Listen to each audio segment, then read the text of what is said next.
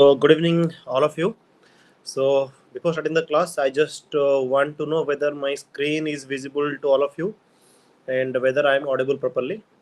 Okay, ये दोनों सही है, ठीक है। तभी हम लोग क्लास स्टार्ट करते हैं। 6:32 हो गया है, तभी हम लोग क्लास स्टार्ट करेंगे। देखो, हम लोग क्या पढ़ रहे थे?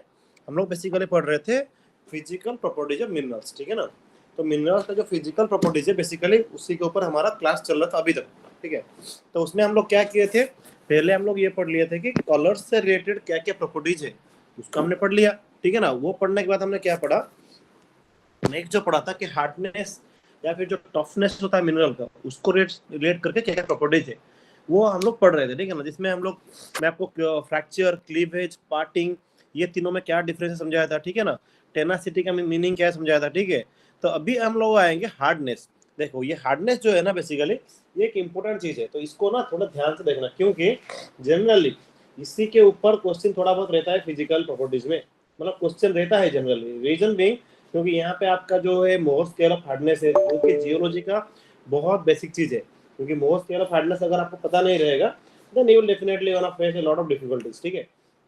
ऐसे ही तो यहाँ पे आपको और क्या देखना है, जैसे मोर स्केल ऑफ हार्डनेस है बेसिकली, वो कौन से टाइप का हार्डनेस स्केल है। वेदर हमें वो देता है रिलेटिव हार्डनेस या फिर हमें वो देता है एब्सोल्यूट हार्डनेस, वो चीज भी हमें देखना है, ठीक है। फिर हमें इसमें क्या हम लोग देखेंगे, बेसिकली हार्डनेस, जो एब्सोल्यूट हार्डनेस है, वो हम लोग कैसे आइडेंटिफाई करेंगे, ठीक है। थोड़ा वो चीज़ भी हम लोग देखेंगे। और फिर हम लोग किस पे आएंगे, उसके बाद हम लोग आ जाएंगे आपके हार्डनेस के बाद डेंसिटी एंड स्पेसिफिक ग्रेविटी वाला चीज़ पे आएंगे, ठीक है। तो ये हो जाएगा। वो हो जाने के बाद हम लोग मैग्नेटिक प्रॉपर्टी क्या क्या है मिनरल्स का, उसके ऊपर आएंगे, ठीक है ना। तो ये सब हो जाएगा जब, ठीक है। तो फिर हम लोग क्या करेंगे, कुछ कुछ जो स्पेसिफिक प्रॉपर्टीज है, वो चीज़ हम लोग एक बार स्टडी कर लेंगे, ठीक है ना। तो अभी हम लोग क्लास चालू करते हैं।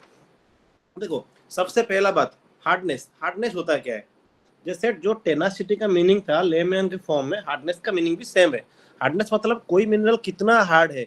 हार्ड मतलब how that mineral is basically resisting deformation. तो हार्डनेस किसको बोलोगे? हार्डनेस का पैरामीटर क्या होगा? बेसिकली आपका कोई भी मिनरल है, ये मिनरल बेसिकली कितना रेजिस्ट कर रहा है। This mineral how much it is resisting. Resisting to what? Resisting to your deformation. Deformation मतलब आप जो फोर्स अप्लाई कर रहे हो इसको तोड़ने के लिए, मिनरल को तोड़ने के लिए। तो मिनरल टूट रहा है या नहीं टूट रहा है, मतलब मिनरल अपना जो है हार्डनेस, जो उसका एक्चुअल फॉर्म है, उसको आज इट इज रख पा रहा है या नहीं रख पा रहा है, ठीक है। एग्जाम्पल के तौर पे सपोज ये है मिनरल ए, ठीक है। सेम हमारे पास एक यहाँ पे रहेगा मिनरल बी, ठीक है ना। तो आपने क्या किया, इसके ऊपर 100 न्यूटन का फोर्स अप्लाई किया और इसके ऊपर भी 100 न्यूटन का फोर्स अप्लाई किया। आप यहाँ पे मिनरल ए के ऊपर 100 न्यूटन का फोर्स अप्लाई किया, तो देखा कि मिनरल ए जो है ये ब्रेक हो गया, या फिर मान लो यहाँ पे कोई क्रैक डेवलप हो गया। बट 100 न्यूटन का फोर्स आपने अप्लाई किया बी के ऊपर, but here there is no change on B, मतलब बी के ऊपर ना कुछ डिफॉर्मेशन हुआ नहीं है। तो यहाँ से आपको क्या पता चल रहा है कि बेसिकली जो मिनरल बी है इट इज मोर हार्डर, मतलब मिनरल बी जो है ये आपका डिफॉर्मेशन को ज्यादा मतलब झेल पा रहा है या फिर उसको बियर कर पा रहा है। तो दैट मीन्स ये बेसिकली एक दिखाता है कि आप रेजिस्टेंस कितना है डिफॉर्मेशन को, मतलब आप कितना डिफॉर्मेशन झेल सकते हो। तो उसी के ऊपर हार्डनेस आता है बेसिकली, मोटा मोटी चीज पे, ठीक है ना। तो हार्डनेस जो होता है ना, ये दो टाइप का होता है। एक होता है एब्सोल्यूट हार्डनेस, ठीक है ना। देखो, एक होता है एब्सोल्यूट हार्डनेस, एक होता है क्या, रिलेटिव हार्डनेस। एक तो हो गया आपका एब्सोल्यूट हार्डनेस, ठीक है ना, और एक है आपका रिलेटिव हार्डनेस, ठीक है। तो आप मुझे बताओ कि मैं आपको यहाँ पे जो एग्जांपल दिया, मिनरल ए, मिनरल बी करके दो एग्जांपल दिया आपको, तो यहाँ पे कौन सा हार्डनेस रोल पे आया? Whether absolute hardness played a role here or the relative hardness played a role here? बताओ आप लोग। मिनरल ए, मिनरल बी को हमने कंपेयर किया। मिनरल बी ए के ऊपर हमने स्ट्रेस दिया, 100 न्यूटन का फोर्स दिया, वो ब्रेक नहीं हुआ। लेकिन मिनरल बी के हर ए ब्रेक हो गया, बी ब्रेक नहीं हुआ। तो हमने क्या बोला? Mineral B is harder, mineral B is harder than mineral A. Very good Tarun, ठीक है, वेरी गुड दीपा। तो बेसिकली हमने यहाँ पे क्या देखा कि यहाँ पे जो हार्डनेस का बात हम लोग कर रहे हैं, दैट इज बेसिकली रिलेटिव, मतलब ए की रिलेशन में या ए की कंपैरिजन में बी जो है हार्ड है। हमने बस इतना देखा, यहाँ पे हमने स्पेसिफाई नहीं किया कि कितना हार्ड है कितना नहीं है, ठीक है ना। तो ये हो गया आपका रिलेटिव हार्डनेस, ठीक है। तो रिलेटिव हार्डनेस को पहले हम लोग पढ़ेंगे, उसके बाद में आऊंगा एब्सोल्यूट हार्डनेस पे, ठीक है ना।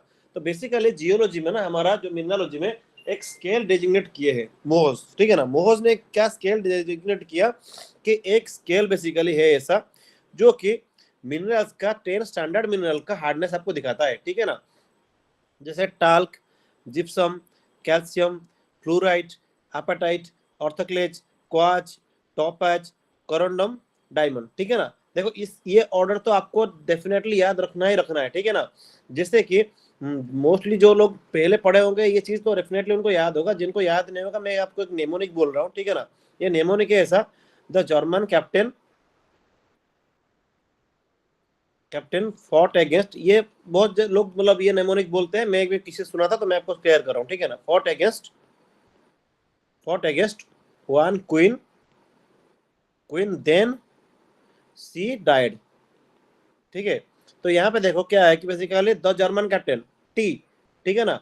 जी, G for gypsum German, captain C पहला लेटर calcite, fought F for fluoride, against A for apatite, O for orthoclase और फॉट अगेंस्ट वन, ठीक है ना। क्वीन मतलब क्यू मतलब क्वार्ट्ज, देन मतलब टी, और यहाँ पे सी को एस एच नहीं लिखना, सी लिखना, लेटर सी लिखना, सी मतलब कोरोंडम एंड डी मतलब डायमंड, ठीक है ना।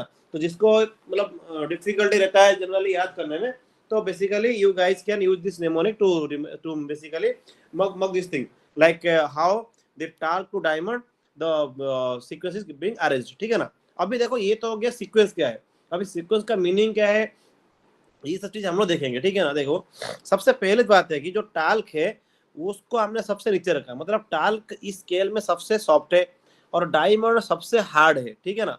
तो इस और टाल्क को हमने डेजिग्नेट किया नंबर 1, जिप्सम को नंबर 2, कैल्साइट को नंबर 3। इसका मतलब ये नहीं है कि टाल्क का जितना भी स्ट्रेंथ है, सपोज इसका स्ट्रेंथ है x और कैल्साइट का स्ट्रेंथ 3x होगा, इसका मतलब ये नहीं है, इसका मतलब ये नहीं है, क्योंकि this is not a absolute scale. मैंने आपको शुरू से बोला एब्सोल्यूट क्या है इसके बाद उनको पढ़ाऊंगा। अभी मैंने आपको दो चीज के बीच में कंपेयर करके बताया कि रिलेटिव स्केल ये चीज, ये बस एक सिक्वेंशियली अरेंज नंबर है, दैट्स इट। तो इसमें कुछ ऐसा नहीं है कि एक नंबर 1 की कंपैरिजन में नंबर 3 जो है वो 3 टाइम ज्यादा हार्डर है, या फिर कैल्साइट का नंबर 3 है ऑर्थोक्लेज का नंबर 6 है। इसका मतलब ये नहीं है कि orthoclase is 2 times harder than calcite, क्योंकि कैल्साइट का 3 है ऑर्थोक्लेज का 6 है। तो इसका मतलब कभी भी ये नहीं है कि ऑर्थोक्लेज 2 टाइम्स हार्डर है कैल्साइट से, नहीं। ये सिंपली एक नंबर है, ये नंबर आपका डेजिग्नेट करता है किसको, रिलेटिव हार्डनेस को। मतलब टैल की कंपैरिजन में जिप्सम हार्ड है, जिप्सम की कंपैरिजन में कैल्साइट हार्ड है, कैल्साइट की कंपैरिजन में फ्लोराइड हार्ड है, फ्लोराइड की कंपैरिजन में एपेटाइट हार्ड है, and so on like up to 10 diamond, ठीक है ना। और ये जो स्केल होता है ना बेसिकली, ये जो आपका स्केल है, ये बेसिकली जो स्केल है ये बेसिकली एक यूनिट लेस स्केल है, यहाँ पे कोई यूनिट नहीं है। तो मोस्ट स्केल के बारे में अपने पहला चीज क्या देखा, it is a relative scale, it is a relative scale, ठीक है ना। सेकेंड चीज क्या है आपने देखा, there is no unit involve here, मतलब यहाँ पे कभी भी आप ऐसा नहीं लिखना कि पास्कल या फिर आपका केजी पर मीटर स्क्वायर, कोई भी यूनिट या फिर पीएसआई, कोई भी यूनिट नहीं आएगा, क्योंकि ये सिर्फ नंबर है। नंबर हमने डेजिग्नेट किया है किसको, 10 कॉमन मिनरल्स को जो जियोलॉजी में है उसके रिलेटिव हार्डनेस के ऊपर, तो इसीलिए यहाँ पे कोई यूनिट नहीं रहेगा। सेकेंड चीज ये आपने याद रखा। देखो यहाँ पे और एक चीज है कि this scale, what do you think, यहाँ पे आपने अब जो स्केल देखो, स्केल आपका ऐसे प्लॉट हुआ है, look at here, the scale is being plotted like this. So by this plotting what you can see, the scale is an linear scale, or it is a purely logarithmic scale, or it is nearly a logarithmic scale। क्या लग रहा है आपको, ये linear scale लग रहा है या आपको लोगारिथमिक स्केल लग रहा है, प्योरली लोगारिथमिक या फिर नियरली लोगारिथमिक, कैसा लग रहा है। नॉर्म देखो लीनियर स्केल मतलब ऐसा होता है, this is the linear scale, ठीक है ना।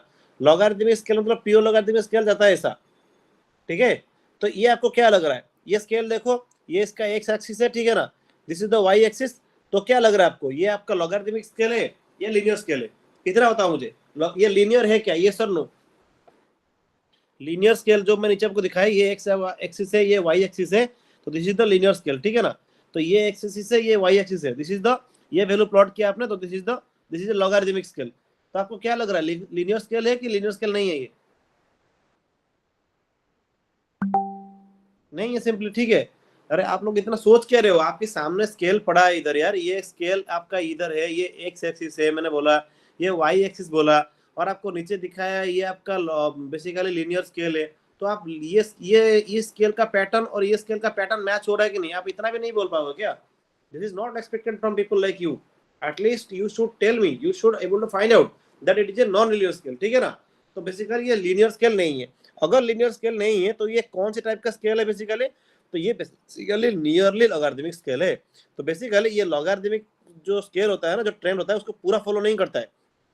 तो ये नियरली लॉगरिथमिक है, क्योंकि देखो यहाँ पे ना इसका वैल्यू आप देखोगे ना, ये जीरो हो गया आके, इसके नीचे आके जीरो हो गया. तो लॉगरिथमिक में क्या होता है ना, जैसे लॉगरिथमिक अगर ये एक्चुअल में होता तो ये स्केल जाता है ऐसे, लेकिन स्केल आपका यहाँ पे हो क्या रहा है, यहाँ पे आके एक्सिस को इंटरसेक्ट कर रहा है, इसीलिए ये लॉगरिथमिक स्केल नहीं है पूरा. ये जो स्केल है, this is nearly logarithmic scale, this is a nearly logarithmic scale. ठीक है, तो ये जो चीजें हैं आपको बता रहा हूँ, फिर चीजों पे आऊंगा मैं एक एक करके, ठीक है ना.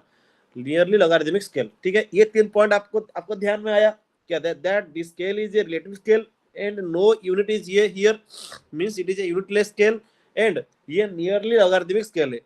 बस इतना ही चीज है, ठीक है, हो गया. अच्छा, अभी एक चीज है कि बेसिकली ये जो ये रिलेटिव स्केल है, बेसिकली ये हमारा एब्सोल्यूट स्केल नहीं है. ये पता कैसे चला हमें? क्योंकि आप अगर यहाँ पे जो प्लॉट हुआ है ना, प्लॉट को एक बार देखोगे तो आप लोग देख लो, जो टाइल का हार्डनेस था, टाइल का हार्डनेस कितना आ रहा है? ये जो अपाटाइट देख लो, अपाटाइट का हार्डनेस कितना आ रहा है? अराउंड 5 पास्कल आ रहा है, जो जो प्रेशर इसके ऊपर अप्लाई हो रहा है. डायमंड का हार्डनेस कितना? 10 है, लेकिन यहाँ पे देखो कितना 85 पास्कल के अराउंड इसके ऊपर फोर्स अप्लाई हो रहा है. मतलब आपका ये है अपाटाइट का, ठीक है ना, and this is for your diamond. तो डायमंड के कंपैरिजन में अपाटाइट देखोगे तो 17 टाइम्स बेसिकली ज्यादा सॉफ्टर है, और डायमंड अपाटाइट की कंपैरिजन में 17 टाइम्स हार्डर है एब्सोल्यूट स्केल में देखोगे तो, क्योंकि इसका वैल्यू है 5 पास्कल. ये ऊपर जो आपका दिया है ना, ये जो स्केल दिया है it is in pascal.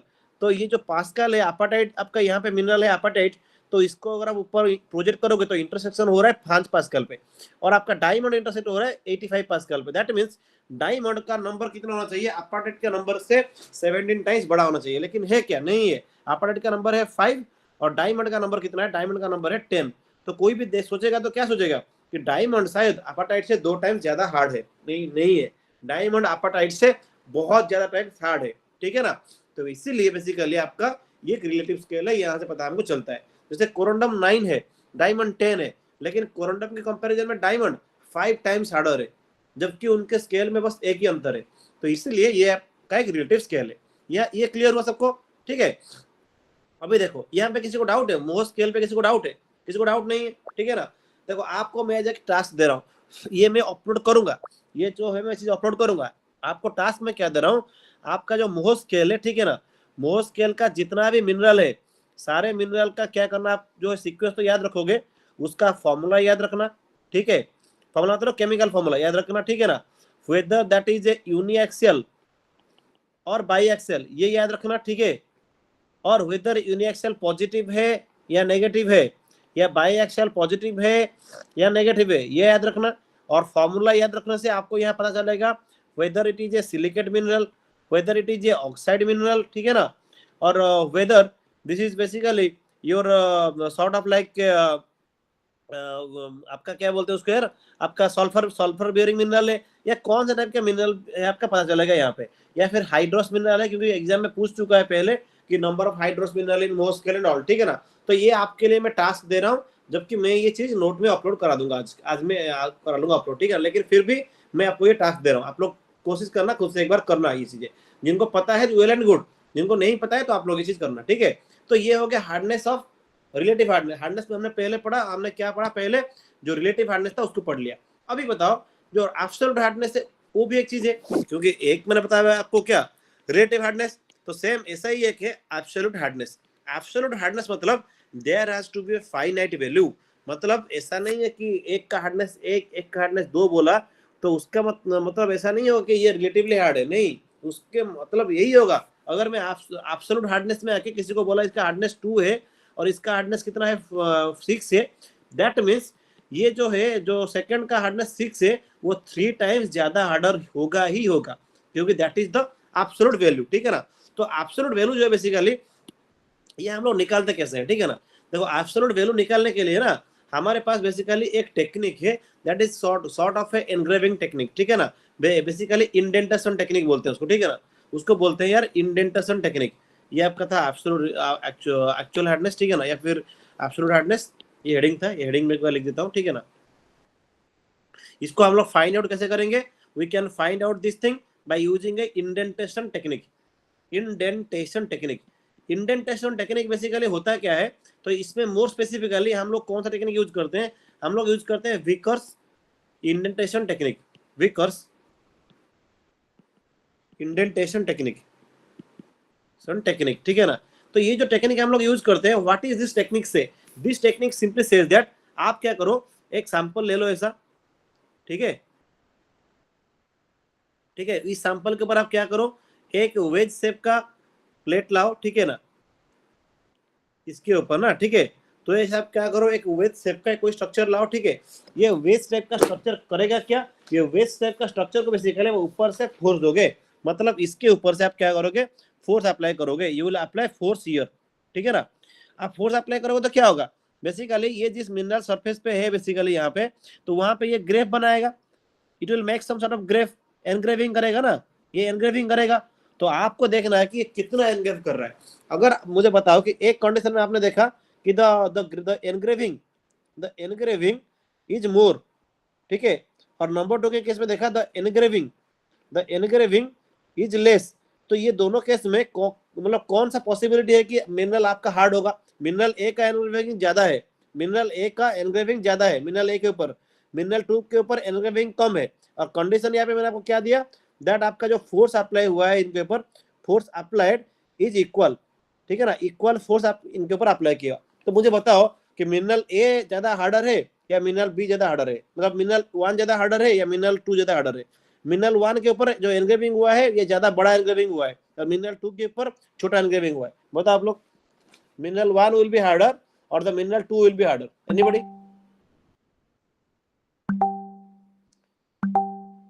Very good guys, very good. तो बेसिकली ये जो है आपका mineral 2 will be much more harder. क्यों हार्डर होगा? क्योंकि उसके ऊपर एनग्रेविंग कम हुआ है। दैट मींस आप सिंपली बात है कि आप कोई भी वॉल है, वॉल को हैमर करो, जिसका वॉल के ऊपर ज्यादा बड़ा आपका गड्ढा बन जाएगा, वो वॉल ज्यादा बेसिकली सॉफ्ट होगा, ठीक है, यही मतलब है। तो इसका देखो यही मतलब है सिंपली। विकर में होता है क्या है, विकर्स इंडेंटेशन में ये आपका सैंपल है, this one is your sample, ठीक है ना, ये आपका सैंपल को दिखा रहा है, this one is your sample. ये जो जूम इन प्रॉपर कर दे रहा हूं मैं थोड़ा आपके लिए, तो ये है सैंपल। सैंपल क्या पता चल रहा है ना आपको, ये वाला पोर्शन जिसको मैं रेड कर देता हूँ, रेड कलर करके थोड़ा आपको ये डिमार्केट करता हूँ, ठीक है ना।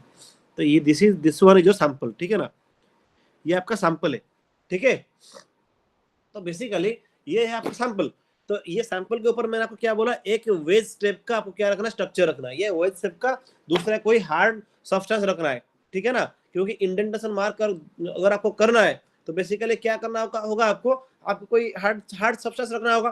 फिर आपने क्या किया है, तो बेसिकली ये जो इंडेंटर है, स्क्वायर बेस्ड पिरामिडल इंडेंटर, तो इसको आपको क्या करना है, फोर्स देना है ऊपर से। इसको फोर्स दोगे ऊपर से तो वही क्या होगा, तभी मिनरल के ऊपर इंडेंटेशन मार्क आएगा। और ये इंडेंटेशन मार्क कितना बड़ा है उसके ऊपर डिपेंड करता है कि आपका एब्सोल्यूट हार्डनेस कितना है। और इस फॉर्मूला को यूज करके अगर हम लोग एब्सोल्यूट हार्डनेस निकालेंगे, ठीक है ना, तो ये एब्सोल्यूट हार्डनेस का फॉर्मूला क्या होगा, एब्सोल्यूट हार्डनेस का यहाँ पे फॉर्मूला क्या होगा, हार्डनेस का फॉर्मूला ये है कि ये सिंपली कितना जो बेसिकली एक नंबर देगा, दैट इज इक्वल VHM, मतलब Vickers hardness number.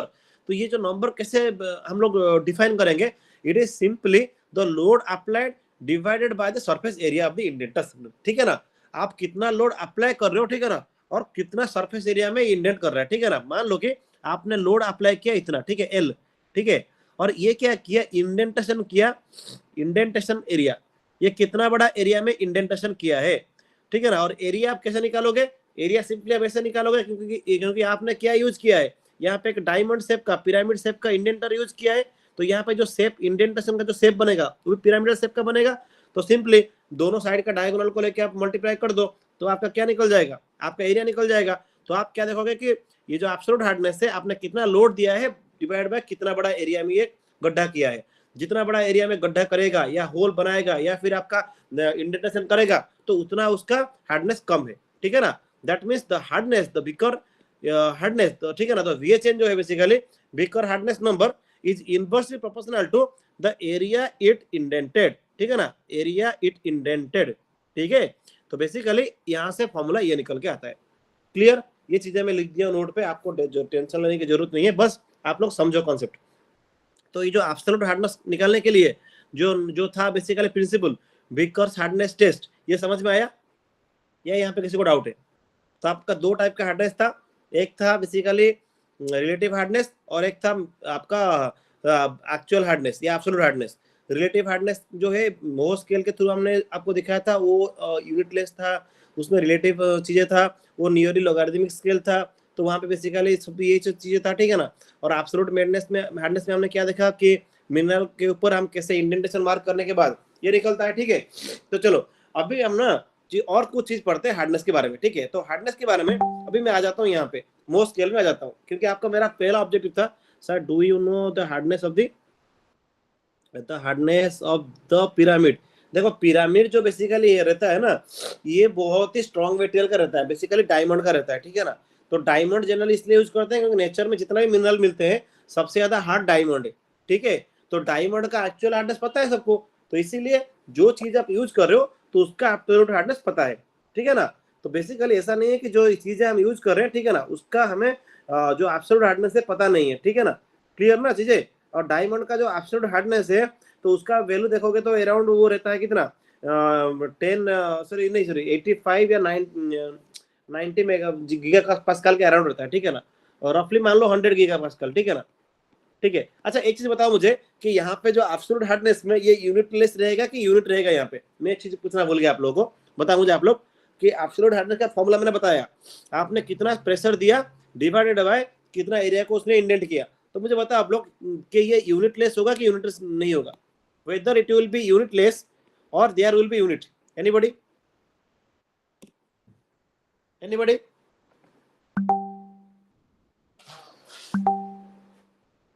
Very good guys, उसका यूनिट डेफिनेटली रहेगा। क्यों यूनिट रहेगा? क्योंकि यहाँ पे आपने लोड अप्लाई किया, लोड का यूनिट क्या है? बेसिकली पास्कल या प्रेशर, ठीक है ना, पास्कल है। और इंडेंटेशन एरिया का यूनिट क्या है? मीटर स्क्वायर, तो यही रहेगा उसका यूनिट, ठीक है ना। तो कोई भी प्रेशर का यूनिट डिवाइड बाय आपका बेसिकली एरिया का यूनिट, ठीक है ना, पास्कल पर सेंटीमीटर स्क्वायर रहेगा, ठीक है। जो भी है आपका इस टाइप का रहेगा, क्लियर, ठीक है। तो ये हो गया आपका बेसिकली एब्सोल्यूट हार्डनेस। अच्छा यहाँ पे आ जाओ, मोह स्केल में दो तीन चीजें मुझे आपको बोलना है, ठीक है ना। मोह स्केल में देखो जो हम लोग हार्डनेस निकालते हैं बेसिकली ना, ठीक है ना, तो इसको हम लोग कैसे निकालते हैं?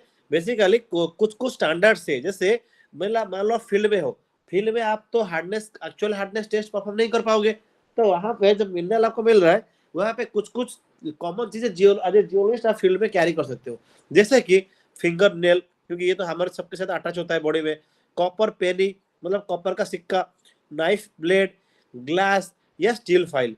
तो इसके कंपैरिजन में आप देखोगे तो हार्डनेस दिया है, जैसे स्टील फाइल का hardness is around 6.5, that means ये 6 जितना भी 6.5 से नीचे जितना भी आपके एलिमेंट्स होंगे, जितना भी मिनरल होंगे, वो स्टील फाइल से मतलब आप अगर उसको स्क्रैच करोगे तो देयर विल बी स्क्रैच। अगर आप ग्लास का हार्डनेस है 5.5, दैट मींस अगर आप ग्लास से स्क्रैच करोगे तो जितना भी मिनरल का हार्डनेस 5.5 से नीचे है, ग्लास से नीचे है, वो भी स्क्रैच हो जाएगा। नाइफ ब्लेड का हार्डनेस रफली 5.1 के अराउंड है, ठीक है। तो इसलिए 5 के नीचे जितना भी मिनरल है बेसिकली वो नाइफ ब्लेड से स्क्रैच हो जाएगा। तो इसमें कुछ है नहीं बेसिकली। तो कॉपर पेनी में आप जो है हार्डनेस नंबर 3 के नीचे से स्क्रैच कर सकते हो। फिंगर नेल यूज करके आप टाइल के जिप्सम को स्क्रैच कर सकते हो। तो ये बहुत कुछ बड़ा चीज नहीं है, बस ये देखना है कि कौन सा हार्डनेस कितना है रिलेटिवली, तो वो किस किस को स्क्रैच कर पा रहा है, दैट्स इट, ठीक है ना। ठीक है, चलो नेक्स्ट चीज इसमें मैं बताऊंगा आपका कि जो हार्डनेस है, वो जो हार्डनेस बेसिकली आपका कोई मिनरल हार्ड होगा या कोई मिनरल हार्ड नहीं होगा, तो ये हार्डनेस किसके ऊपर डिपेंड करता है? ये बेसिकली डिपेंड करता है बॉन्ड के ऊपर। इसीलिए मैं आपको केमिकल बॉन्डिंग जो पढ़ाया था ना, तो बोला था कि केमिकल बॉन्डिंग बहुत इंपॉर्टेंट चीज है, क्योंकि ये सब चीज आपका कंट्रोल करता है। अगर आपका मिनरल में ज्यादा अमाउंट में सिग्मा बॉन्ड रहेंगे, सिग्मा पाई क्या था आप लोग याद करो, सिग्मा बॉन्ड ज्यादा रहेंगे, ठीक है ना। तो सिग्मा बॉन्ड ज्यादा रहेंगे तो क्या होगा? Then hardness also will be higher, ठीक है। पाई बॉन्ड ज्यादा रहेंगे तो क्या होगा? आपका हार्डनेस जो है बेसिकली कम हो जाएगा। आपके आयोनिक बॉन्ड रहेंगे तो क्या होगा? थोड़ा सा हार्डनेस और कम हो जाएगा। वैंडरवाल्स का बॉन्ड रहेगा तो क्या होगा? हार्डनेस कम हो जाएगा। इसीलिए आप देखना वैंडरवाल्स बॉन्ड कहाँ पे रहता है? टाल्क में, क्ले में, ठीक है ना। टाल्क जिप्सम ये सब वैंडरवाल्स का बॉन्ड दिखाते हैं, इसलिए इनका हार्डनेस कम है। Number of sigma bond highest कहाँ दिखता है? हाईएस्ट दिखता है नंबर ऑफ सिग्मा बॉन्ड आपको डायमंड में, इसीलिए डायमंड का हार्डनेस सबसे ज्यादा है। क्लियर?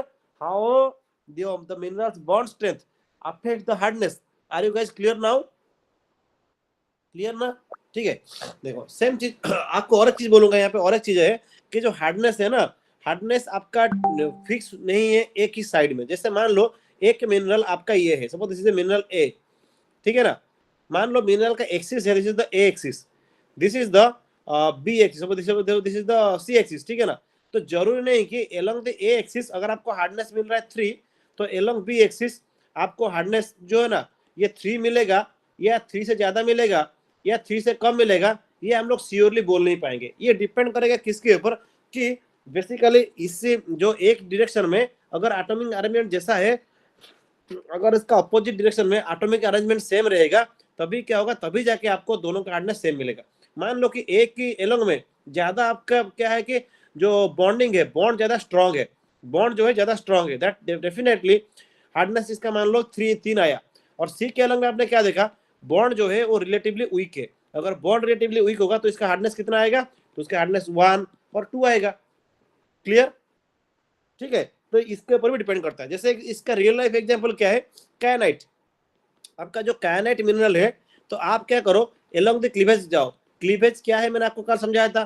क्लीवेज मतलब वीक प्लेन है, जहां पे आपका मतलब स्ट्रेंथ कम है, तो एलोंग द क्लीवेज मतलब क्लीवेज के एलोंग में जाओगे तो उसका हार्डनेस है 4.5, ठीक है ना। बस आप एक्रॉस द क्लीवेज जाओगे, एक्रॉस द क्लीवेज मतलब क्लीवेज को परपेंडिकुलर करके आप जाओगे, तो इसका हार्डनेस कितना आएगा, 6.5।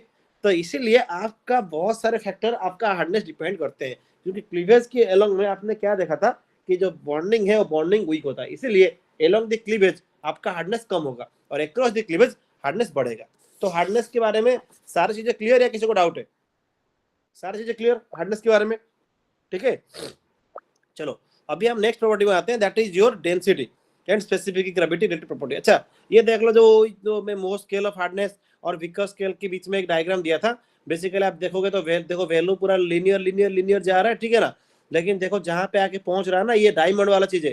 देखो डायमंड और ये जो ये कोरोंडम है, ठीक है ना, और ये डायमंड है। डायमंड कोरोंडम के बीच में बहुत बड़ा जंप है, क्योंकि यहाँ पे जो जो बेसिकली जो चेंज हुआ है हार्डनेस का, वो बहुत बड़ा चेंज हुआ है, ठीक है। तो ये उन दोनों का रिलेशन है बेसिकली। क्लियर? ये दोनों का रिलेशन है, इसमें बहुत कुछ चीजें है नहीं, क्योंकि इसमें बस आपको ये देखना है कि जो बेसिकली यहाँ पे जो सिस्टमेटिकली आपका जो हार्डनेस बढ़ रहा था 1 से लेके 9 तक, ये देखो मोह स्केल नीचे है, ये नीचे जो है ना, दिस इज द मोह स्केल, मोह scale is lying here bottom में। तो 1 से लेके 9 तक आप देखोगे तो ये हार्डनेस जो है देखो ऑलमोस्ट लीनियर टाइप का जा रहा था, ठीक है ना। ऑलमोस्ट इसका हार्डनेस जो है ना जा रहा था लीनियर टाइप का जा रहा था। लीनियर मतलब ड्रामेटिक जंप नहीं था, ये सिस्टमेटिकली जा रहा था। लेकिन नंबर 9 से आके नंबर 10 आप देखोगे तो देखो एक सडन जंप आया है। तो देख रहे हो ना, एक सडन जंप आया है। सडन जंप क्यों आया है, क्योंकि कोरोंडम के कंपैरिजन में डायमंड बहुत बहुत बहुत ज्यादा हार्ड है, इसीलिए, ठीक है। तो ये एग्जाम में कोई पूछ ले दिखाने के लिए ऐसा, तो you can insert this type of plots. क्योंकि आप कभी भी एग्जाम में, आपके कॉलेज के एग्जाम हो या फिर फ्यूचर में आप कोई जॉब के लिए एग्जाम अपेयर करो या कोई इंटरव्यू अपेयर कर रहे हो, आपको मान लो इस टाइप का चीजें आप थोड़ा दिखा दोगे ना डायग्रामेटिकली, तो क्या होगा, लोग जो है, जो इंटरव्यू जो है या फिर जो आपका एग्जामिनर है, ही विल गेट इम्प्रेस्ड, उसका इंप्रेशन बहुत अच्छा बनेगा। क्लियर? चलो नेक्स्ट चीज देखते हैं हम लोग, डेंसिटी एंड स्पेसिफिक ग्रेविटी। तो मुझे आप लोग बताओ, सबसे पहले डेंसिटी का फॉर्मूला क्या है? Density is nothing but mass by volume. कोई भी मिनरल का मास डिवाइड बाय वॉल्यूम उसका डेंसिटी है। तो डेंसिटी का यूनिट क्या है, ग्राम पर सेंटीमीटर क्यूब, क्योंकि ग्राम जो है मास का यूनिट है और वॉल्यूम का यूनिट सेंटीमीटर क्यूब, ठीक है ना। ये स्टैंडर्ड चीजें हैं बेसिकली। तो और आपका स्पेसिफिक ग्रेविटी क्या है? स्पेसिफिक ग्रेविटी आप लोग सब पढ़े हो कॉलेज में, ठीक है ना। स्पेसिफिक ग्रेविटी आप लोग सब पढ़े हो, कहाँ पे पढ़े हो, 11th 12th की फिजिक्स में ये बहुत अच्छे से था, ठीक है ना। फिर भी मैं आपको बोल रहा हूँ, स्पेसिफिक ग्रेविटी का मतलब है बेसिकली ये एक काइंड ऑफ रिलेटिव प्रॉपर्टी है। This is a relative property. Relative property मतलब कि कोई किसी चीज का बेसिकली जो भी डेंसिटी है, उसका डेंसिटी और दूसरे मिनरल के साथ कितना वेरी कर रहा है, तो वही है बेसिकली डेंसिटी का डिफरेंस। मतलब दोनों के साथ आप कंपेयर करोगे तो दोनों के कंपेरिजन में जो डेंसिटी आएगा, that is the specific gravity. जैसे बेसिकली क्या होता है, हम लोग क्या अज्यूम करते हैं, बेसिकली स्पेसिफिक ग्रेविटी का जो फॉर्मूला दिया है, ठीक है ना, वो फॉर्मूला में क्या लिखा है कि basically mass of a mineral, वो ये लिखा है, ठीक है ना, मास ऑफ ए मिनरल, ठीक है ना, divided by mass of equal volume of water. ये इसका फिजिक्स वाला फॉर्मूला है, ठीक है ना, volume of water. But condition यहाँ पे क्या है कि 4 डिग्री सेल्सियस, ठीक है ना, क्योंकि 4 डिग्री सेल्सियस पे आपका जो वाटर का डेंसिटी है दैट इज मैक्सिमम कितना 1 ग्राम पर सेंटीमीटर क्यूब होता है, ठीक है ना। तो इसीलिए हाईएस्ट डेंसिटी वाला जो कंडीशन है आपका वाटर का, तो वही वाला कंडीशन यहाँ पे लेना है, ठीक है ना। तो आपकी जो यहाँ पे बेसिकली यहाँ पे मास जो है, मास को अगर आप लिखोगे बेसिकली कौन सी फॉर्म में, डेंसिटी एंड वॉल्यूम की फॉर्म में, तो आपको क्या दिखेगा कि आपने क्या देखा, mass of a mineral divided by mass of equal volume of water. That means अगर मैं मिनरल का मास को लिखूंगा वॉल्यूम और डेंसिटी की फॉर्म में, तो मैं ऐसा लिख पाऊंगा ना, volume into density of mineral, ये लिख पाऊंगा। और इसके नीचे मैं क्या लिख पाऊंगा, इसके नीचे मैं लिख पाऊंगा same volume into density of water, ये लिख पाऊंगा मैं, क्योंकि दोनों का वॉल्यूम सेम सेम है, इसलिए दोनों का वॉल्यूम को कैंसिल करो।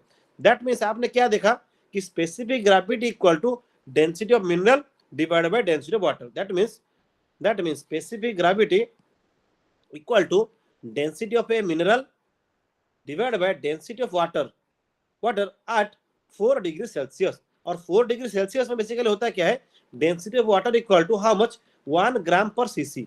दैट मीन्स स्पेसिफिक ग्रेविटी जो है, बेसिकली स्पेसिफिक ग्रेविटी अगर आप देखोगे ना, ठीक है ना, at 4 degree Celsius specific gravity of any mineral at 4 degree Celsius is equal to density of that mineral, ठीक है ना। 4 डिग्री सेल्सियस पे ही खाली स्पेसिफिक ग्रेविटी डेंसिटी से इक्वल है, लेकिन अगर ये टेम्परेचर 5 डिग्री सेल्सियस होगा तो वहां पे सेम नहीं होगा। At that case your specific gravity is different from the density of the mineral. क्योंकि जनरली हम लोग कंफ्यूज ये हो जाते हैं कि हमें लगता है कि डेंसिटी एंड स्पेसिफिक ग्रेविटी दोनों सेम सेम है, बट डेंसिटी स्पेसिफिक ग्रेविटी दोनों अलग अलग चीजें हैं।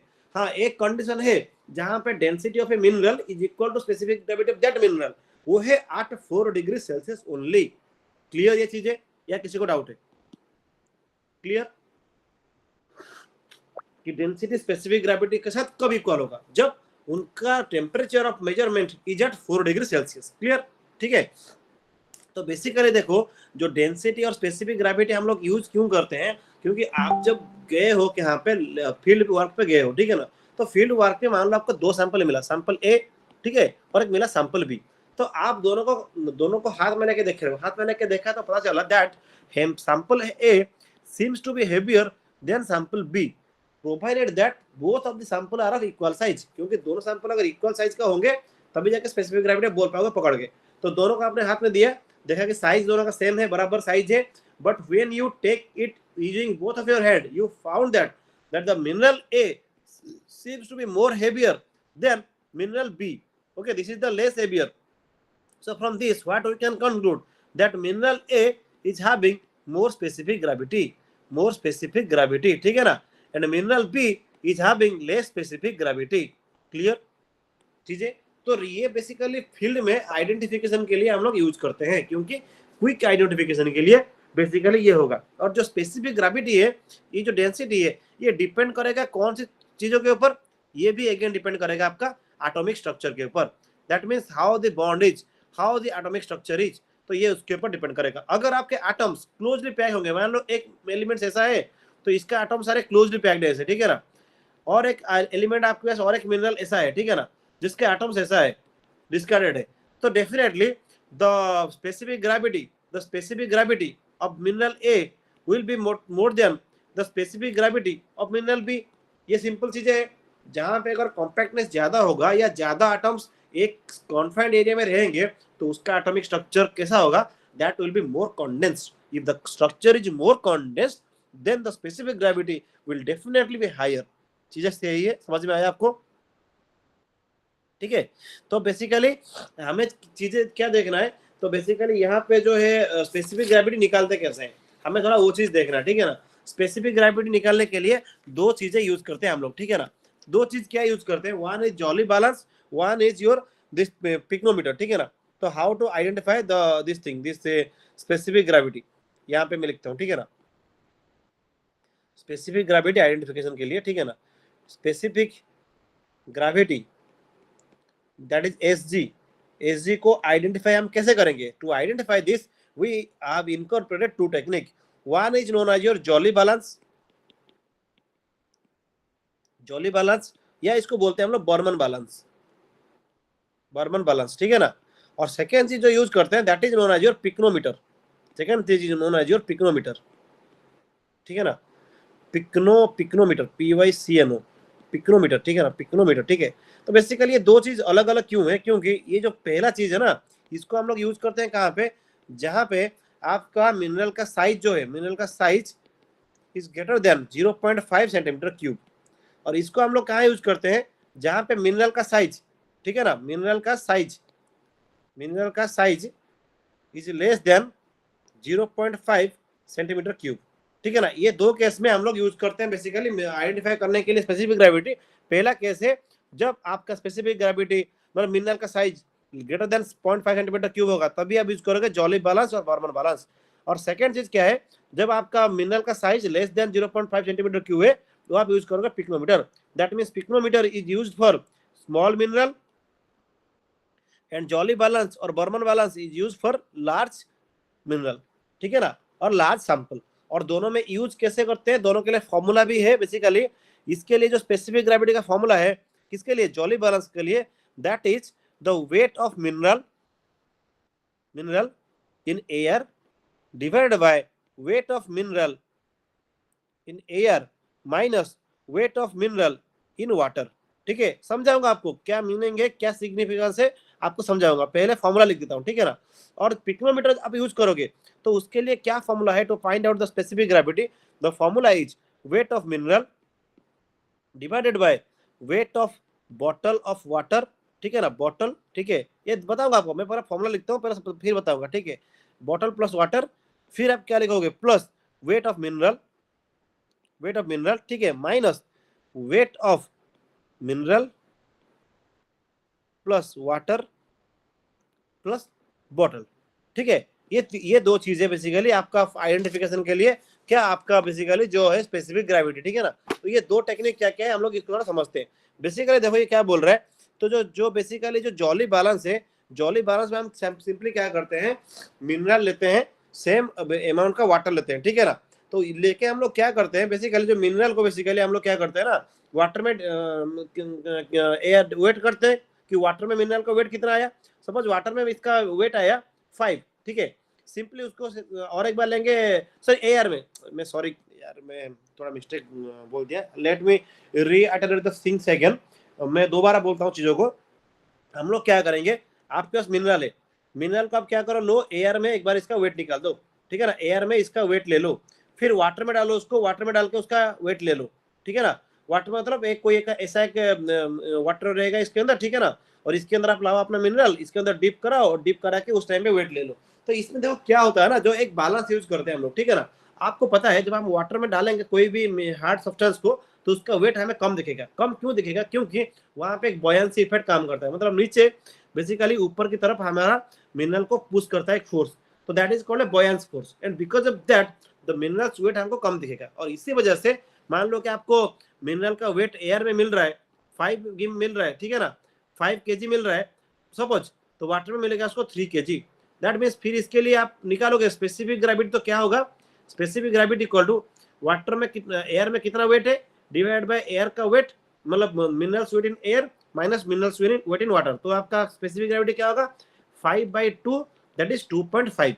तो इस केस में निकालोगे ऐसे जॉली बैलेंस, मतलब जॉली बैलेंस में क्या होता है, एक ऐसा बैलेंस रहता है, ठीक है ना, इसमें एक रीडिंग रहेगा और आप वेट, इसमें एक रहेगा हुक रहेगा, तो उसमें मिनरल को बांधो, बांध के आप क्या करो, वेट कराओ, ठीक है, कितना उसका वेट आ रहा है।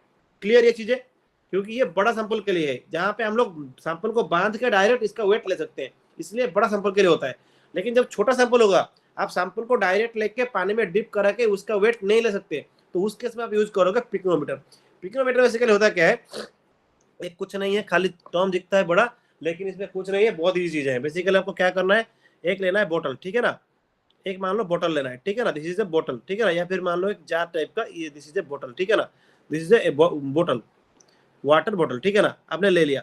तो इसके अंदर क्या करो, मिनरल को डालो, इसको इसको पहले क्या करो ना, वाटर से फिल कर दो, इसको फिल इट विथ वाटर, ठीक है ना, और इसका वेट ले लो। तो इसका वेट क्या होगा, वेट ऑफ बोतल प्लस वेट ऑफ वाटर, ठीक है। सपोज इसका वैल्यू आया 5, फॉर एग्जाम्पल मैं आपको दे रहा हूँ, ठीक है ना, 5 kg आया, ठीक है। फिर आप क्या करो, इसके अंदर ना जो मिनरल है, मिनरल को डालो, ठीक है, मान लो मिनरल आपका शेप था, मिनरल था ऐसा, मिनरल आपने डाला और आपको क्या मिला, wait of mineral, wait of bottle plus weight of water plus weight of mineral, ठीक है। मान लो ये आपको कितना मिल रहा है, मान लो ये आपको मिल रहा है कितना, मान लो कि मिल रहा है 6 मिल रहा है, ठीक है ना। तो आपको क्या देखना है, आपको और एक चीज भी देखना है यहाँ पे, जो मिनरल था ना, weight of mineral in air, mineral in air, इसको मेजर कर लो। मान लो इसका वैल्यू आएगा 2 kg, सपोज मैं बोल रहा हूँ, सपोज बोल रहा हूँ कि 2 kg आएगा, ठीक है। तो अभी आप क्या करो, इसका निकालो, हार्डनेस निकालो। कैसे निकालोगे सर, स्पेसिफिक ग्रेविटी निकालो। कैसे निकालोगे, इसका फॉर्मूला सिंपली ये बोलता है कि weight of mineral in air, तो weight of mineral in air कितना हुआ 2 kg, divided by weight of बोतल प्लस वाटर, वेट ऑफ बोतल प्लस वाटर कितना हुआ 5 kg, फिर weight of mineral again in air 2 minus weight of mineral plus in water plus बोतल, ठीक है ना, weight of mineral plus water plus बोतल, जो कि इतना है आपका, कितना है बेसिकली दैट इज 6, यह है 6, तो माइनस कितना होगा 6, तो value will be how much 2/7 minus 6, that is 2/1, that is equal to 2 is the specific gravity. देखो यहाँ पे आपके मन में क्वेश्चन आएगा कि सर वेट ऑफ जो है bottle plus water plus weight of mineral, wait of bottle plus water, ठीक है ना, कहाँ गया यार ये चीजें, हाँ, वेट ऑफ, देखो यहाँ पे wait of bottle plus water और वेट ऑफ मिनरल, ये दोनों, ये जो wait of mineral plus water plus bottle, ये तीनों के साथ इक्वल होना चाहिए कि नहीं होना चाहिए, ये माइंड में आपका क्वेश्चन हो रहा है।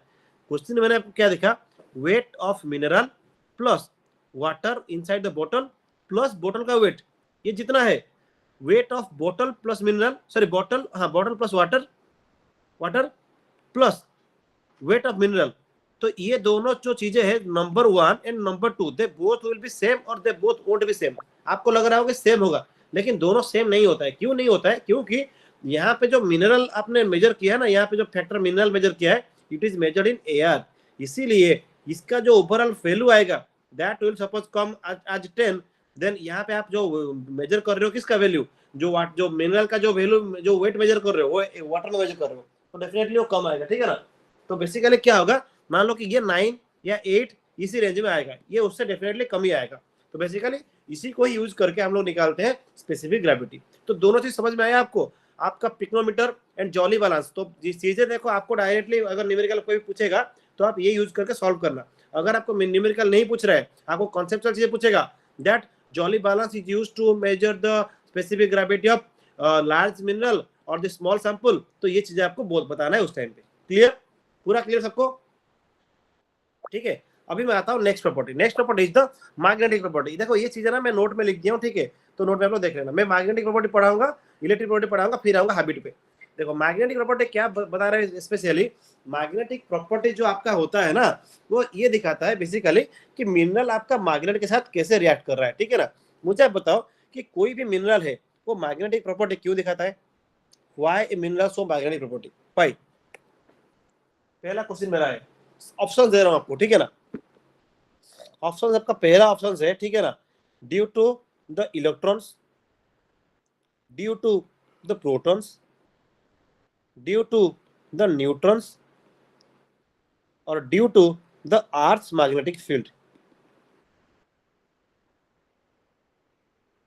ठीक है, आप लोग जो है कमेंट करो, and it is a MCQ type, not MSQ, MCQ type question है, ठीक है ना। तो आप लोग मुझे कमेंट करो, मैं आपको 30 सेकंड दे रहा हूं, सब लोग कमेंट करो सोच के।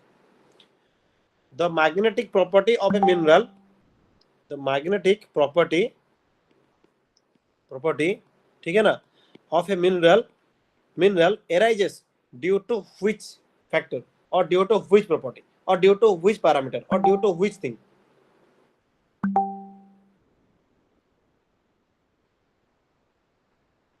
वेरी गुड रौनक, इलेक्ट्रॉन्स, ठीक है ना, और वेरी गुड तरुण, आपने बहुत अच्छे से लिखा है, इलेक्ट्रॉन एंड इट्स स्पिनिंग। ठीक है, तो बेसिकली क्या होता है, आपका होता है क्या है ना, जो मिनरल मैं आपको उस दिन पढ़ाया था, क्या वैलेंस इलेक्ट्रॉन पढ़ाया था। तो बेसिकली क्या होता है ना, मिनरल का जो मान लो ऑर्बिटल से एस पी डी ऑर्बिटल, जो भी आपका ऑर्बिटल से कोई भी ऑर्बिटल में देखोगे आप, तो बेसिकली क्या होता है, मैं आपको उस दिन बोला था कि एक मैग्नेटिक, एक जो ये है बेसिकली आपका, मान लो कि ये क्लॉकवाइज स्पिन कर रहा है, ठीक है ना, क्लॉकवाइज स्पिन कर रहा है, क्या क्लॉकवाइज स्पिनिंग इलेक्ट्रॉन है, तो this one is your anti clockwise spinning electron है, ठीक है ना। मतलब यहाँ पे दो दो इलेक्ट्रॉन मान लो रहेंगे, तो कोई क्लॉकवाइज स्पिन करेगा तो कोई एंटी क्लॉकवाइज स्पिन करेगा, ऐसे दो दो इलेक्ट्रॉन रहते हैं एक एक सेल में, ठीक है ना। तो बेसिकली कुछ कुछ सेल जो होते हैं ना दे रिमेन्स अनफील्ड। मान लो ये सेल जो है ना ये अनफील्ड रहेंगे तो क्या होगा ना, तो बेसिकली ये एक स्पिन डेवलप करेंगे, मतलब ये घूम रहे electronic spinning around what, around the neutron और अराउंड द न्यूक्लियस, क्योंकि न्यूक्लियस के अंदर न्यूट्रॉन से और आपका प्रोटॉन से, तो उसकी चारों तरफ घूम रहा है इलेक्ट्रॉन। तो इलेक्ट्रॉन अगर उसकी चारों तरफ घूमेगा then that will create a spin.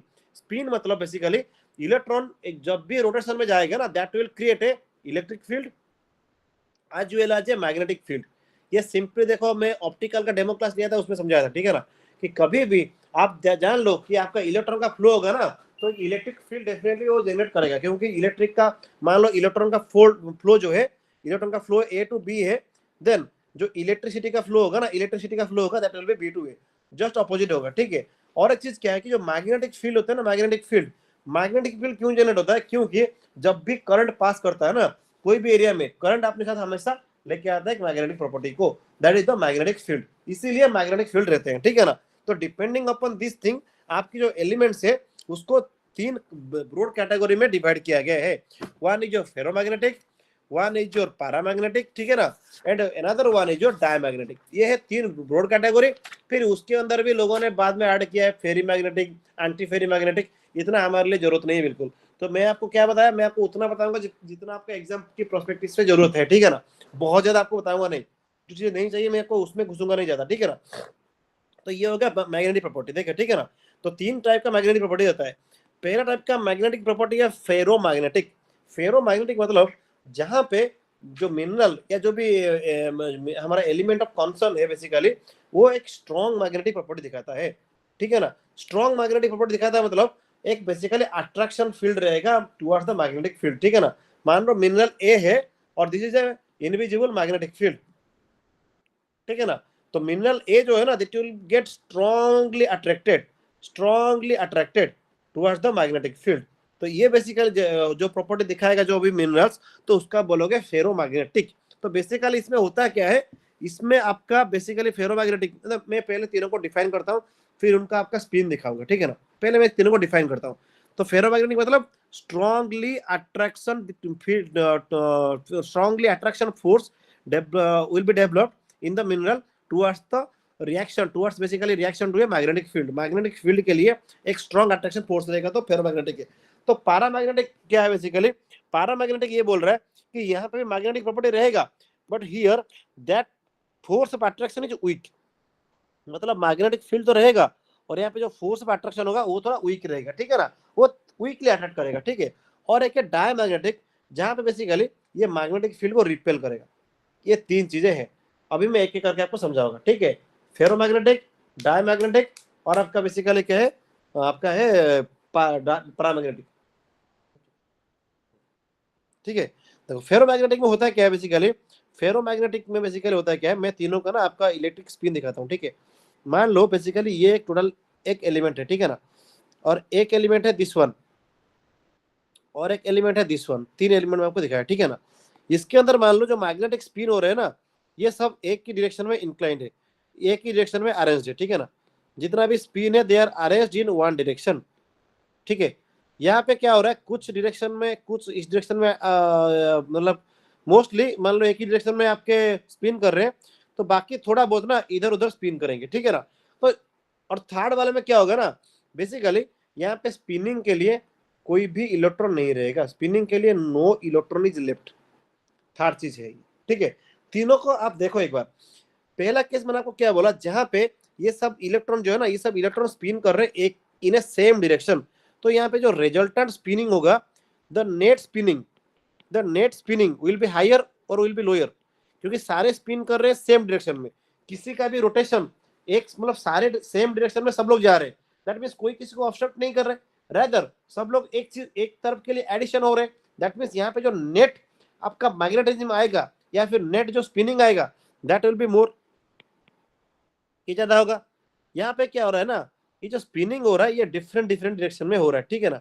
तो यहाँ पे जो नेट स्पिनिंग होगा ना, जो net spinning this one will be less, ये कम ही होगा, क्लियर। क्योंकि यहाँ पे क्या हो रहा है देखो, मैं एक सिंपल एग्जांपल आपको बता रहा हूँ।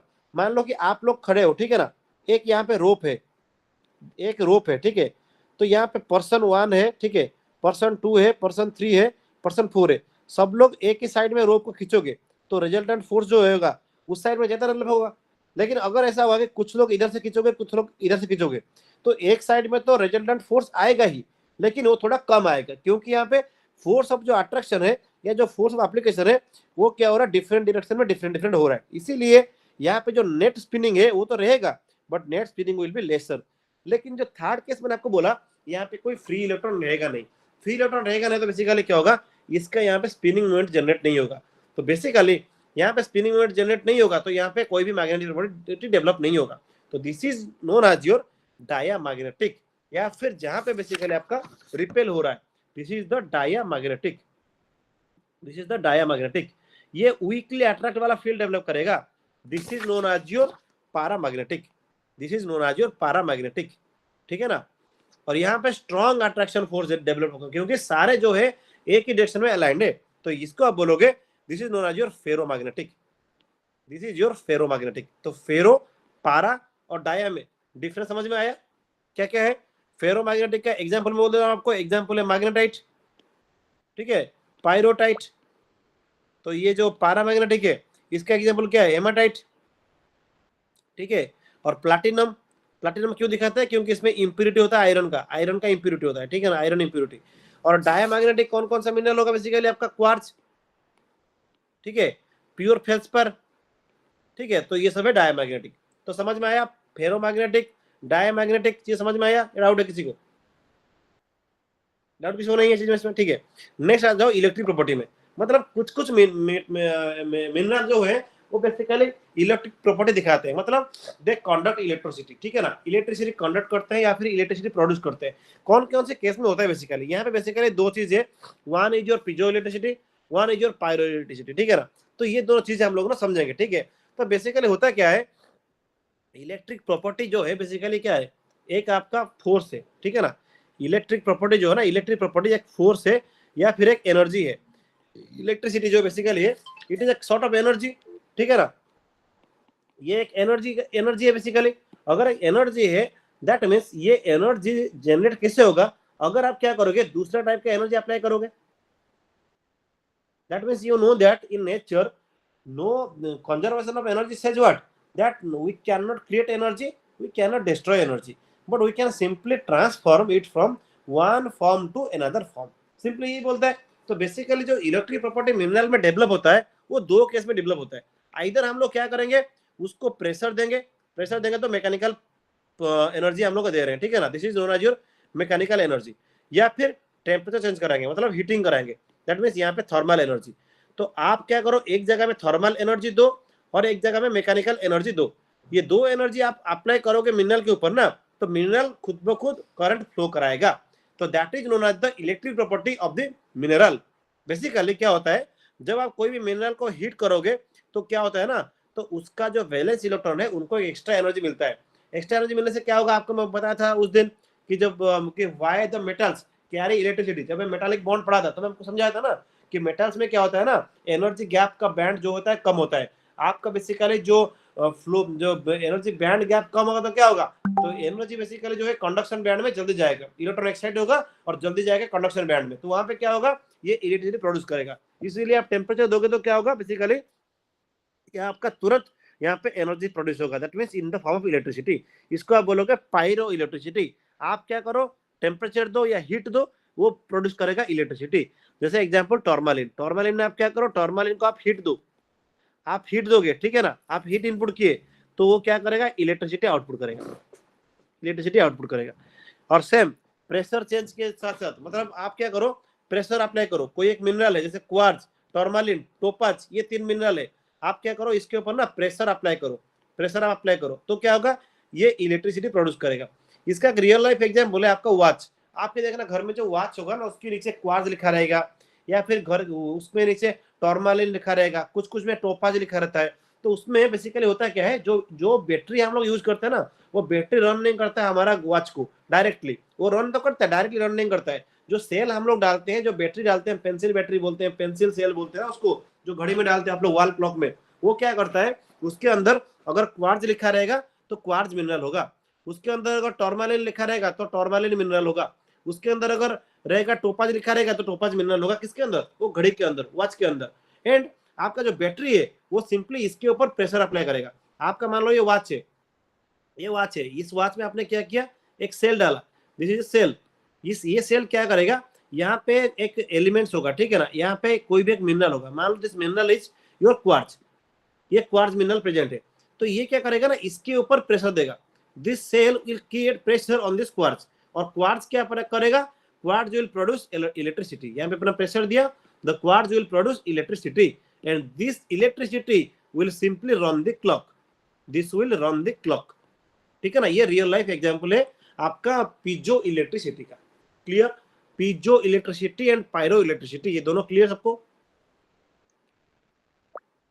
ठीक है। लास्ट है रिएक्शन टू डाइल्यूशन। मतलब कुछ कुछ मिनरल या एलिमेंट्स ऐसे हैं जो कि बेसिकली क्या करते हैं ना, कुछ कुछ डाइल्यूशन करोगे तो वो रिएक्शन देंगे। डाइल्यूशन मतलब उसमें आप क्या करोगे, वाटर ऐड करोगे, या फिर कोई, सॉरी वाटर नहीं, बेसिकली कोई फ्लूइड ऐड करोगे, तो क्या होगा, दे विल रिएक्ट। जैसे एग्जांपल है बेसिकली कैल्साइट। कैल्साइट के साथ अगर आप डाइल्यूट HCl ऐड करोगे तो फिर क्या होगा, वो आपको इफरवेसेंस देगा। आप जैसे देखोगे ना, कैल्साइट गिविंग इफरवेसेंस, मैं आपको दिखाऊंगा, एक सेकंड। यहाँ पे कैल्साइट गिविंग इफरवेसेंस, देखो बेसिकली होता क्या है, ऐसा होता है, ठीक है ना। जैसे कैल्साइट के ऊपर ना with HCl, effervescence with HCl, ठीक है, मैं आपको दिखाता हूँ। जैसे बेसिकली होता क्या है, देखो यहाँ पे देखो कि ये कैल्साइट का ग्रेन है, ये डार्क कलर कैल्साइट है। आप यहाँ पे क्या किया, थोड़ा सा डाला एसिड, तो क्या होगा, देखो क्या हो रहा है, ये तुरंत रिएक्ट कर रहा है, इफरवेसेंस दे रहा है। तो ये जो प्रॉपर्टी है, ये बेसिकली आता है क्यों है, ये प्रॉपर्टी को हम लोग बोलते हैं डाइल्यूशन वाला प्रॉपर्टी। ये वॉच ग्लास में हम लोग यूज करते हैं ओएनजीसी में ना, जब हम लोग वेल साइड में मिनरल देखते हैं बेसिकली, तो हम लोग इस टाइप की चीजें करते हैं। जो बेसिकली हम लोग क्या करेंगे, थोड़ा ले जाएंगे आपके जो कैल्शियम कार्बोनेट या फिर जो लाइम कटिंग आ रहा होगा, उसके ऊपर हम लोग डालेंगे HCl, तो क्या होता है, तुरंत ऐसा इफरवेसेंस होता है या फिर ऐसा रिएक्शन होता है। क्लियर ना, इफरवेसेंस कैसे निकलता है, ठीक है ना। तो ये प्रॉपर्टी ना एक बहुत डायग्नोस्टिक प्रॉपर्टी है, किसके लिए, कैल्साइट के लिए। कैल्साइट का ग्रेन को आइडेंटिफाई करने के लिए सबसे बेस्ट प्रॉपर्टी बेस्ट है कि ये डाइल्यूट HCl के साथ रिएक्ट कर रहा है कि नहीं, ये देखना, ठीक है ना। तो बेसिकली, और आपका डोलोमाइट एक मिनरल है, ये क्या करता है, इफरवेसेंस देगा, but the effervescence or the reaction is less stronger, effervescence is less stronger than calcite. Calcite सबसे ज्यादा स्ट्रॉन्गर इफरवेसेंस देगा, लेकिन ये थोड़ा कम देगा उसकी कंपैरिजन में, ठीक है ना।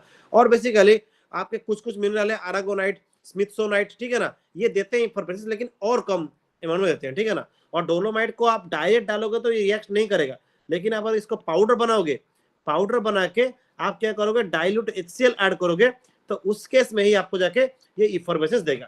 क्लियर ना चीजें? नेक्स्ट जो लास्ट वाला चीज है मैं आपको छोड़ा था, दैट इज हैबिट। इसमें कुछ नहीं है, ये बेसिकली ये है, बेसिकली ये बताता है हैबिट कि बेसिकली कोई भी एलिमेंट है, कोई भी मिनरल है, उसका शेप कैसा है, उसका साइज कैसा है, उस क्रिस्टल का, उस मिनरल क्रिस्टल का साइज एंड शेप कैसा है, वही भी दिखाता है उसका हैबिट। वो बेसिकली कौन सा प्रॉपर्टी इसको मतलब what will determine the shape and size of A crystal, basically the crystal growth, that means the atomic arrangement. Atomic arrangement सब चीज डिसाइड करता है, तो ये भी डिसाइड करेगा यहाँ पे शेप एंड साइज कैसा होगा। तो देखो यहाँ पे क्रिस्टल हैबिट को ना, बेसिकली बहुत सारा हैबिट होता है क्रिस्टल का, जैसे कि जियोलॉजिकल टर्म में कुछ है, इसको बोलते हैं इक्वांट, मतलब इसमें सेम साइज रहेगा, सेम डायमेंशन रहेगा इन ऑल डायरेक्शन, जैसे गार्नेट स्पिनल। ब्लॉकी मतलब वो दिखेगा कैसे, ब्लॉक जैसा दिखेगा, ठीक है ना। उसको काटोगे तो बेसिकली क्या होगा ना, ब्लॉकी वाला ऐसा रहता है, ठीक है ना। उसका कट करोगे ना तो एक साइड आपको दिखेगा एज ए स्क्वायर, तो बेसिकली एक साइड इसका स्क्वायर शेप में रहेगा, ठीक है ना, that is a blocky thing, ठीक है। बेसिकली मैं ये जो समझाया, समझ में आया ना, ये जो बेसिकली क्रिस्टल हैबिट समझ लिया हमने। अभी देखो क्रिस्टल का जो एग्रीगेट का क्या शेप है, ये बता रहा था मैं। मैसिव मतलब जो एग्रीगेट बोलते हैं, तो यहाँ पे आपको सॉलिड मास दिखेगा, एक सॉलिड मास लंप जैसा दिखेगा, ये दिखेगा आपको, मान लो ऐसा, दैट मींस ये है आपका मैसिव स्ट्रक्चर बोलोगे इसको, ठीक है। तो ग्रानुलर में क्या बताओगे, ग्रानुलर मतलब आपको मिनरल दिखेगा ऐसा, उसके सरफेस में ग्रेन ग्रेन ग्रेन ग्रेन थोड़ा बहुत दिखेंगे। जैसे आपको क्या दिखता है, आप जैसे देखोगे ग्रेनाइट, तो granite is example of granular structure, ठीक है ना। रेडिएटिंग या डाइवर्स बोलोगे तो क्या होगा, एक कॉमन पॉइंट से क्रिस्टल आपके डाइवर्स किए होंगे, ठीक है ना। कभी कभी आपका जो क्वार्ट्ज क्रिस्टल्स है ना, जब नेचर में मिलता है तो ये डाइवर्जिंग फॉर्म में मिलता है, बेसिकली ये रेडिएटिंग फॉर्म में भी मिलता है। फाइब्रस मतलब क्या होगा, ये आपका मिनरल ऐसा रहेगा ना, ये आपका पूरा मतलब पूरा फाइबर शेप का, ठीक है ना, ये आपका थ्रेड शेप का रहेंगे सारे, आपका क्रिस्टल रहेंगे, ठीक है ना, वो फाइब्रस वेराइटी है, वो की एस्बेस्टस में मिलता है। आपका स्टैलेक्टाइट मतलब देखो, मैं बोल रहा था कि जो ये ग्राउंड वाटर का डिपॉजिट है, ठीक है ना, अगर रूफ से डिपॉजिट होगा दैट इज स्टैलेक्टाइट, अगर आपका फ्लोर से वो डिपॉजिट हो रहा है calcium carbonate, then stalagmite, this stalagmite, this is stalactite, ठीक है ना। तो यही है लैमेलर, मतलब एक लैमेला जैसे दिखेगा, flat plates, plate plate plate plate plate करके ऐसे रहेंगे, तो लैमेलर। स्टिलेटेड बोलेंगे, दैट मींस स्टार शेप का अपीयरेंस रहेगा क्रिस्टल, तभी जगह होगा स्टिलेटेड, ठीक है ना। प्लूमोज बोलोगे तो बेसिकली फिजरी अपीयरेंस रहेगा। तो एब्जॉर्बेंट और डेंड्रिटिक किसको बोलोगे, जहां पे डेंड्रिटिक मतलब ट्री शेप, तो ट्री शेप का ब्रांचिंग रहेगा। रेटिकुलेटेड या लैटिस लाइक बोलोगे, दैट मींस आपका लैटिस पैटर्न जैसे दिखेगा, स्लेंडर पैटर्न रहेगा। तो कॉलोफॉर्म या ग्लोबुलर बोलोगे, जहां पे आपका क्या होगा, स्टेप रहेगा स्पेरिकल। बोट्रियोडल मतलब बेसिकली रहेगा जैसे आपको दिखता है ना बंच ऑफ ग्रेप, उनके जैसा दिखेगा। रेनिफॉर्म किडनी जैसा दिखेगा। Mammillary that will look like a breast of a woman. Drusy drusy basically क्या होगा, ये फाइन क्रिस्टल रहेंगे सरफेस के ऊपर। एलिप्टिक और पिसोलिटिक ये बहुत छोटे छोटे स्पीयर की फॉर्म में रहेंगे, पूरा क्रिस्टल का शेप दिखेगा आपको, पूरा पूरा ऐसा छोटा छोटा स्पीयर जैसा दिखेगा। If small small sphere like structure will means the crystal will look like very very small shape of spheres, then you can call it as elliptic और पिसोलिटिक, ठीक है। तो देखो ये चीज ना बहुत ज्यादा समझाने के लिए नहीं है, तो ये चीज आपको खुद से पढ़ना पड़ेगा। पर्किंस की बुक में रेफरेंस दे रहा हूँ आपको, यहाँ से पढ़ना और आप समझना, ठीक है ना। तो और देखो हमारा फिजिकल केमिस्ट्री जो था, physical geology sorry physical property जो मिलना जो था वो एंड हो गया इधर। अभी मैं देखो कल जा रहा हूँ ड्यूटी के लिए मुंबई, ठीक है ना, मतलब जो जो मैं तो अभी जॉब के लिए जा रहा हूँ कल। तो फिर मैं अभी आगे आगे 2 वीक या 3 वीक तक अवेलेबल नहीं रहूंगा, उसके बाद में आऊंगा। मैं बाद में आने के बाद ना आपका सीधा खत्म कर दूंगा, और कुछ क्लासेस लगेंगे मिनरोलॉजी में, ठीक है ना, मुझे लग रहा है और 8 या 9 क्लास लगेंगे, क्योंकि आपका ऑप्टिकल मिनरोलॉजी पेंडिंग है, और आपका फिजिकल प्रॉपर्टी जो मिनरल पेंडिंग है। फिजिकल प्रॉपर्टी मतलब जो इंडिविजुअल ग्रुप मिनरल ग्रुप का जो प्रॉपर्टी है वो पेंडिंग है, और आपका एक्सआरडी एक्सआरएफ एक चीज पेंडिंग था, और ट्यूनिंग पेंडिंग है, ठीक है ना। तो मुझे लग रहा है और 7-8 क्लास लगेंगे, ठीक है ना। And after 7 or 8 class we can do justice, complete justice towards this subject, ठीक है ना। तो ये सब जस्टिस तभी जाके हो पाएगा अगर हम अच्छे से इसको पढ़ेंगे। तो आप लोग अच्छे से पढ़ना। आपका नेक्स्ट क्लास है जीएस का क्लास है, जो सर आपके हैं आईआईटी में वो बीटेक किए हैं सर, वो लेंगे, तो आप वो देखना, ठीक है ना। वो कितना 8-10 या कुछ टाइमिंग दिए हैं, आप लोग देख लेना, जो आपका जो जीएस है बैच वाला, ठीक है ना। तो अभी क्लास हम लोग मैं एंड करता हूँ इसी नोट पे। Thank you all of you, हम लोग जो है कुछ दिन बाद फिर मिलते हैं, ठीक है ना। Thank you all of you and good night all of you.